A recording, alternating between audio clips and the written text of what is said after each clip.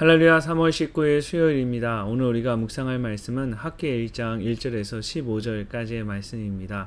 오늘부터 학개의 말씀을 잠깐 묵상하게 되는데요. 구약 뒤에 있는 말씀입니다. 하나님의 은혜를 받는 법이란 제목을 가지고 오늘 말씀 묵상을 여러분과 함께 나누기를 원합니다. 세상을 살아가기가 너무 힘들고 팍팍하다고 느껴질 때가 있습니다. 왜 하나님은 나에게 이렇게 힘든 삶을 살게 하시는가 하는 원망이 들기도 합니다. 하나님은 이런 마음을 가진 사람들을 따끔하게 질책하셔서 새로운 삶의 태도를 갖도록 도전하십니다. 우리가 하나님의 은혜를 받기 위해서는 어떻게 해야 할까요? 먼저는 하나님의 나라를 구해야 합니다. 주전 538년 페르시아 왕 고레스는 바벨론을 정복하고 바벨론 포로들에게 고향으로 돌아가라는 칙령을 반포합니다. 그러나 유대인들은 70년간 바벨론에 정착한 상태였기 때문에 자기 민족의 땅으로 돌아가는 것이 쉽지 않았습니다. 그럼에도 그 다음 해 총독 스룹바벨과 대제사장 여호수아가 이끄는 유대인들은 모든 것을 버리고 성전을 재건하고자 하는 일념으로 예루살렘으로 돌아가게 됩니다. 그러나 성전 건축은 온갖 방해를 겪었고 결국 다리오가 즉위하고 학개 선지자가 등장할 때까지 16년 동안 중단이 되게 됩니다. 2절을 보면 그들은 여호와의 전을 건축할 시기가 이르지 아니하였다라고 말합니다. 자신들이 게을러서가 아니라 외부적인 여건이 여의치 않기 때문에 지금은 건축할 때가 아니다라는 것입니다. 그러나 4절을 보면 하나님께서 이제 학기 선지자를 통해서 그들에게 이렇게 말씀하십니다. 이 성전이 황폐하였거늘 너희가 이때에 판벽한 집에 거주하는 것이 옳으냐. 하나님을 위한 성전은 이제 황폐해졌는데 재건하지 않고 그대로 버려둔 채로 16년의 시간이 지났기 때문에 여러 가지 풀과 나무와 또 야생 동물들이 있는 그런 정말 폐허와 같은 곳이 되었는데 그들은 지붕이 있는 좋은 집에서 살고 있었던 것입니다. 하나님은 그 부분에 대해서 말씀을 하십니다. 그러면서 너희의 행실을 살펴라 이렇게 말씀하십니다. 그리고 6절을 보면 이렇게 말씀하시죠. 너희가 많이 뿌릴지라도 수확이 적으며 먹을지라도 배부르지 못하며 마실지라도 흡족하지 못하며 입어도 따뜻하지 못하며 일꾼이 싹쓸 받아도 그것을 구멍 뚫어진 전대에 넣음이 되느니라. 하나님께서 무슨 말씀을 하시는 걸까요? 구멍이 뚫어진 전대라는 것은 흔히 우리가 말하는 대로 밑 빠진 독에 물 붓기라는 것입니다. 그들이 열심히 뿌리고 또 열심히 먹고 열심히 입고 열심히 모아도 그것이 마치 밑 빠진 독에 물 붓는 것과 같다라는 것입니다. 삶의 우선순위가 잘못되었다는 것이죠.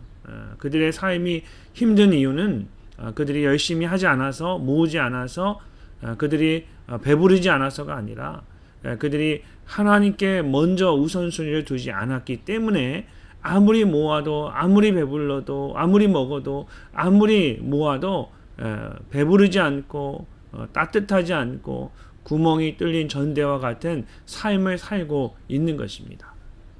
예수님께서는 너희는 먼저 그의 나라와 그의 의를 구하라. 그리하면 이 모든 것을 너희에게 더하시리라고 약속하셨습니다. 아무리 현실적인 어려움이 있어도 먼저 하나님의 나라를 구해야 우리가 은혜를 누릴 수가 있습니다. 여러 가지 어려운 상황 가운데 놓여져 있는데 지금 우리가 이 상황을 이길 수 있는 또 해결할 수 있는 그런 은혜를 누리기 위해서 우리가 해야 할 일은 어떤 문제 속에 파묻혀 있는 것이 아니라 오히려 하나님을 찾고 하나님을 구하는 것입니다. 하나님이 기뻐하시는 것이 무엇인지 생각하고 하나님 기뻐하시는 일을 하는 것입니다. 그럴 때 하나님께서 우리에게 은혜를 부어 주십니다. 두 번째로 하나님의 은혜를 받는 방법은 하나님의 능력을 의지하는 것입니다. 사실 성전 건축에는 문제가 많았습니다. 무엇보다 이 페르시아의 지원을 기대하고 있었는데 그 기대가 어려워서 건축을 위한 자재를 마련할 수 있는 방법이 없었던 것입니다.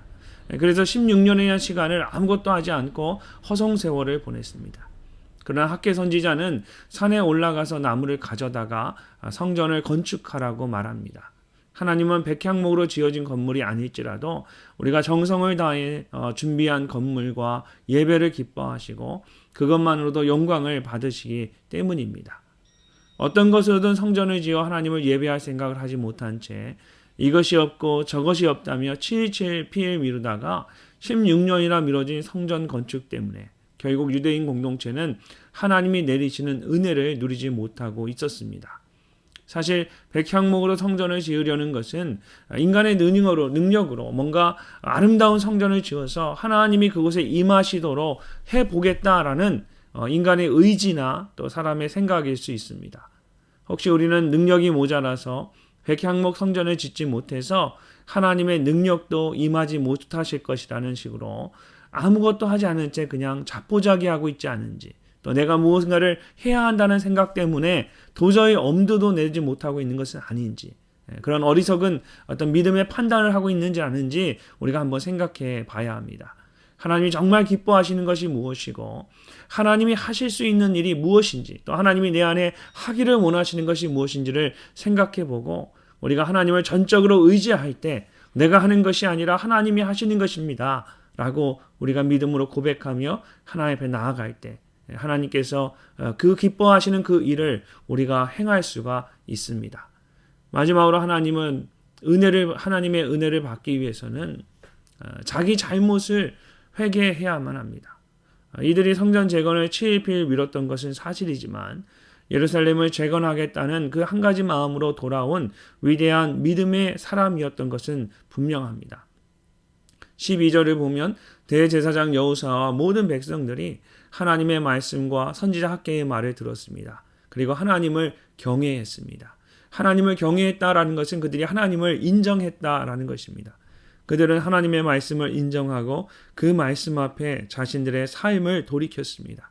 13절에 보면 그때 여호와의 사자 학개가 여호와의 위임을 받아 백성에게 말하여 이르되 여호와가 말하노니 내가 너희와 함께 하노라 하니라.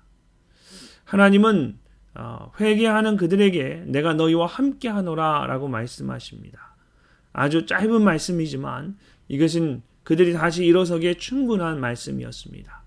저들은 다리오스의 2년 6째 달 곧 그 달 초 하루에 학개에게서 하나님의 말씀을 듣고 이제 다리오 왕 제2년 6째 달 24일 즉 말씀을 들은 지 학개로부터 하나님의 말씀을 들은 지 24일 만에 16년 동안 멈췄던 성전 공사를 다시 시작하게 됩니다. 이렇게 하나님의 말씀을 듣고 돌이키면 하나님께서 함께 해주시고 또 하나님이 준비하셨던 그 은혜를 베풀어 주십니다. 주전 458년에는 에스라가 2차 귀환을 하고 444년에는 느헤미야가 백성을 이끌고 3차 귀환을 하게 됩니다. 근데 스가랴 2장과 느헤미야 7장을 보면 에스라와 느헤미야는 1차 귀환자들의 명단을 기록하며 그들에 대한 존경과 경의를 표하고 있습니다.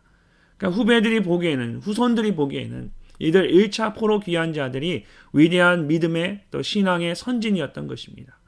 자, 우리도 이들과 같이 주님으로부터 오는 큰 은혜를 누리고 하나님의 영광을 드러낼 수 있는 위대한 신앙의 선진이 될 수가 있습니다. 사랑하는 자녀들에게, 우리의 후손들에게 믿음의 유산을 물려줄 수 있는 그런 하나님의 은혜가 무엇인지를 보여줄 수 있는 저와 여러분이 되어야 할 줄로 믿습니다. 오늘 여러분의 삶의 자리에서 하나님이 부어주시는 그 은혜를 누리며 살아가시기 바랍니다. 먼저 하나님의 나라를 구하고 나의 능력이 아니라 하나님의 능력으로 살아감을 고백하고 또 하나님 말씀 앞에 내 삶을 인정하고 하나님 앞에 회개하며 나아간다면 오늘 하나님께서 우리를 회복시키시고 놀라운 은혜를 우리에게 부어주실 줄로 믿습니다.